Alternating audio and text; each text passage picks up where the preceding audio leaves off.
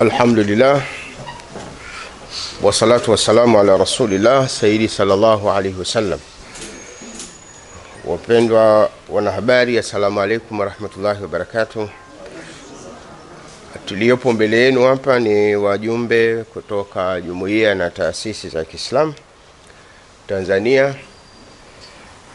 katika chombo kilichoundwa na jumuiya na taasisi za Kiislamu cha Islamic Education Panel, na tumekuiteni hapa kukupeni taarifa kwa lengo la kutusaidia kuwasilishia umma taarifa muhimu inayohusiana na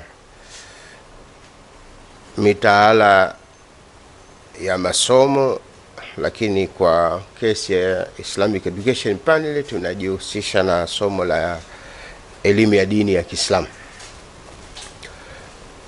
Jina langu ni Sheikh Musa Yusuf Kundecha, ndiye mwenyekiti wa vikao vya jumuiya na taasisi za Kiislamu, na nilionao hapa ni wajumbe katika jumuiya na taasisi za Kiislamu, lakini ni wajumbe katika Islamic Education Panel.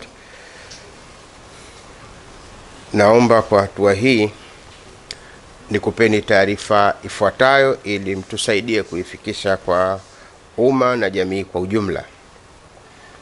Taarifa yetu inabebwa na kichwa cha habari: serikali kuhadaa Waislamu kwa kuendelea kuwa na hati miliki ya somo la dini ya Kiislamu. Ndugu wanahabari, Islamic Education Panel ni jopo la wataalamu wa Kiislamu lililoundwa na jumuiya na taasisi za Kiislamu na kurasimishwa mwaka 2007. Jukumu kubwa la jopo hili ni kuandaa mitaala na vifaa vyake, kuratibu na kusimamia ufundishaji wa elimu ya dini ya Kiislamu na lugha ya Kiarabu katika mfumo wa elimu nchini, kuanzia shule ya awali, msingi, sekondari na vyuo vya ualimu. Jopo hili lilitambulishwa rasmi wizarani tarehe 9 mwezi wa 7 mwaka 2007, na kutoka hapo limeendelea kufanya kazi na mfumo rasmi wa elimu yetu katika kusimamia masomo hayo mawili niliyoeleza kwa utaratibu mzuri tu mpaka hapa tunafikia leo. Ndugu waandishi wa habari, lengo kuu la mkutano huu ni kutoa mrejesho wa nini kilitokea katika mchakato huu wa mabadiliko ya sera ya elimu na mitaala nchini, hasa katika eneo la somo la elimu ya dini ya Kiislamu, na nini kinachoendelea hadi sasa. Kusudio ni kuwa na uelewa wa pamoja kuhusu hatari ya mchakato unaoendelea, ili kila mmoja kwa nafasi yake ashiriki vema kulinda umoja, mshikamano, amani baina ya Waislamu na serikali na jamii kwa jumla ya Watanzania. Ndugu waandishi wa habari, kama mtakumbuka, katika mkutano wetu na ninyi uliofanyika tarehe 16 mwezi wa 8 mwaka 2023, tulieleza juu ya mrejesho kwa umma kuwa serikali imesitisha mchakato wa kuandaa muhtasari ya elimu ya dini ya Kiislamu na vitabu vya kiada, na kwamba Waislamu wawe na amani na utulivu. Swala hilo limo mikono salama kama zamani ilivyokuwa ikifanywa kwa kushirikiana pamoja na serikali na Waislamu kupitia chombo cha Islamic Education Panel. Miongoni mwa maudhui ya vikao chetu, tulikuja kufanikiwa kupata kikao cha waziri. Miongoni mwa maudhui ya kikao na waziri ilikuwa swala la umiliki wa mitaala ya somo ya dini ya Kiislamu litabaki kwa wenye dini wenyewe kama ilivyokuwa hapo zamani, na serikali itashirikiana na wenye dini katika kuboresha mambo ya kitaaluma. Hili ni moja katika mambo ambayo tulikubaliana na waziri baada ya kukutana naye. Na eneo la pili, swala la dini na imani haviwezi kutenganishwa, kwani imani ndiyo msingi wa mafundisho ya dini.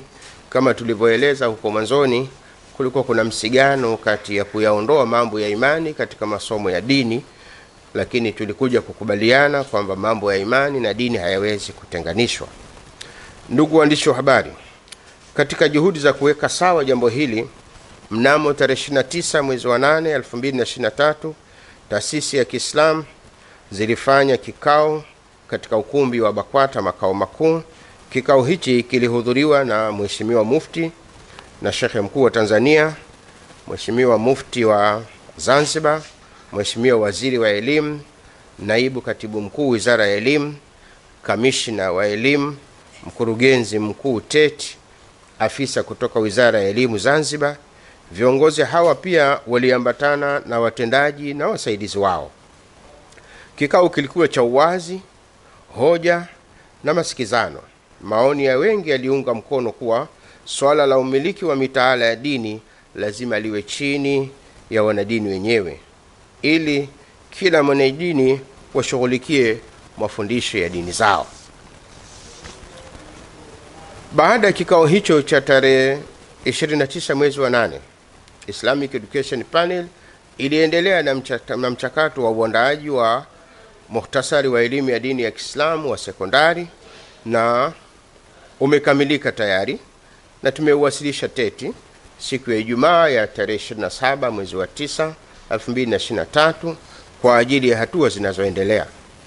Sasa kazi ya kuandaa kitabu cha kidato cha kwanza inaendelea.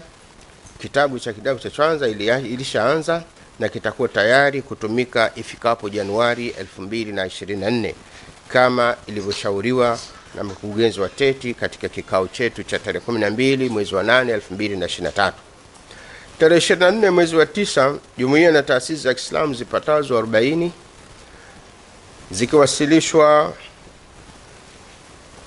zikiwakilishwa na wajumbe 74 zilikutana kwa lengo la kupata mrejesho wa mambo yanayoendelea kuhusu swala la mitaala la somo ya dini ya elimu ya Kiislamu.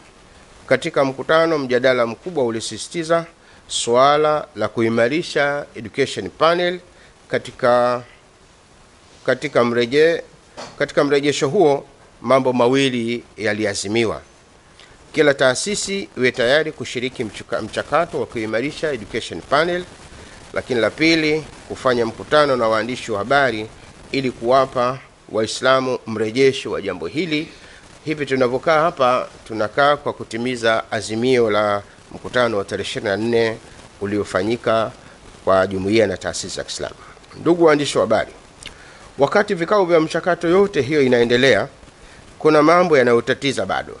Mfano, hadi sasa ukitembelea tovuti ya Taasisi ya Elimu ya Tanzania, kwenye kiunga cha mitaala, muhtasari na moduli, upo muhtasari ya masomo 15 yanayofundishwa kwa sasa. Masomo ya dini, muhtasari yake haikuwekwa kwa kuwa TET haina haki miliki ya mitaala ya dini. Lakini cha ajabu, katika kiunga cha machapisho kwenye website hiyo, ukiangalia kiunga cha machapisho, rasimu ya mitaala mipya na muhtasari ya elimu ya sekondari ipo. Muhtasari ya masomo 27 ikiwemo somo la dini ya elimu ya Kiislamu, ambayo inaeleza hati miliki yote ni ya serikali, hadi kurudufu ni kosa kisheria bila kupata idhini ya mwandishi. Hapa ndipo ulipokuja wasiwasi wetu mwingine mkubwa, kwa maana tumekaa tukakubaliana, imekuwaje tena wameupload jambo hilo la kuonyesha somo la dini miliki ni serikali na mtu yote hataruhusiwa kurudufu wala kufanya jambo lolote. Kinachotutia wasiwasi zaidi ni kwamba katika kikao cha tarehe 12 mwezi wa 8, Mheshimiwa Waziri wa Elimu aliomba radhi na kukiri swala hili la umiliki wa mitaala litabaki kwa Waislamu wenyewe, na kwamba michakato yote kwenye hili TET wasiendelee. Pia katika kikao hicho cha tarehe 29 mwezi wa 8 ikaazimiwa lazima swala hili libaki kwa wanadini wenyewe. Tunachojiuliza ni msukumo upi au wa upendo wema unaoendelea kuvunja katiba ya nchi, kukiuka kilichokubaliwa kwenye vikao? Kwa nini tusiamini kuna nia ovu ya kupotosha mafundisho ya dini na dini zingine? Kupitia mkutano huu, tunasihi serikali kuepuka hujuma ya uvunjaji wa katiba unaofanywa na baadhi ya watendaji.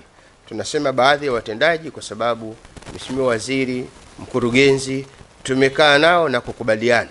Inawezekana watendaji kwa nyakati zao tofauti wanakwenda kinyume na maagizo ya viongozi wao.